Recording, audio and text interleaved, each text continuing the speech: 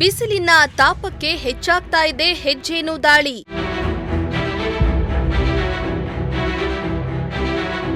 ಹೆಜ್ಜೇನು ದಾಳಿಗೆ 50ಕ್ಕೂ ಹೆಚ್ಚು ವಿದ್ಯಾರ್ಥಿಗಳಿಗೆ ಗಾಯ.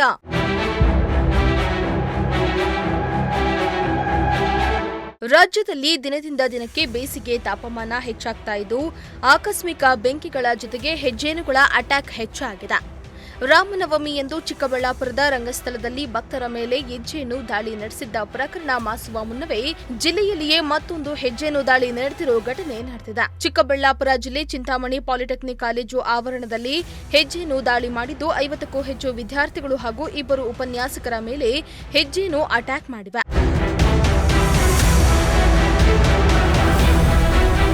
ಕಾಲೇಜು ಆವರಣದಲ್ಲಿ ಹೆಜ್ಜೇನು ಕಟ್ಟಿದ್ದು ಬಿಸಿಲಿನ ತಾಪಮಾನಕ್ಕೆ ಹೆಜ್ಜೇನು ಏಕಾಏಕಿ ದಾಳಿ ಮಾಡಿವೆ. ಹೆಜ್ಜೇನು ದಾಳಿಯಿಂದ ತಪ್ಪಿಸಿಕೊಳ್ಳಲು ವಿದ್ಯಾರ್ಥಿಗಳು ಹಾಗೂ ಉಪನ್ಯಾಸಕರು ದಿಕ್ಕಾಪಾಲಾಗಿ ಓಡಿದ್ದಾರೆ. ಆದರೂ ಕೂಡ ಹೆಜ್ಜೇನು ದಾಳಿ ನಡೆಸಿದ್ದು ದಾಳಿಯಲ್ಲಿ 50ಕ್ಕೂ ಹೆಚ್ಚು ವಿದ್ಯಾರ್ಥಿಗಳು ಹಾಗೂ 2 ಉಪನ್ಯಾಸಕರಿಗೆ ಗಾಯಗಳಾಗಿವೆ. ಕೂಡಲೇ ಗಾಯಗೊಂಡವರು ಆಸ್ಪತ್ರೆಗೆ ಓಡಿ ಬಂದು ಚಿಕಿತ್ಸೆ ಪಡೆದಿದ್ದಾರೆ. ವಿದ್ಯಾರ್ಥಿಗಳು ಸಾರ್ವಜನಿಕ ಆಸ್ಪತ್ರೆಯಲ್ಲಿ ಹಾಗೂ ಉಪನ್ಯಾಸಕರು ಚಿಂತಾಮಣಿಯ ಡೆಕ್ಕನ್ ಆಸ್ಪತ್ರೆಯಲ್ಲಿ ಚಿಕಿತ್ಸೆಯನ್ನ ನೀಡಲಾಗುತ್ತಿದೆ. ಮೋಹನ್ ಕುಮಾರ್, ಪ್ರಜಾಶಕ್ತಿ ಟಿವಿ, ಚಿಕ್ಕಬಳ್ಳಾಪುರ.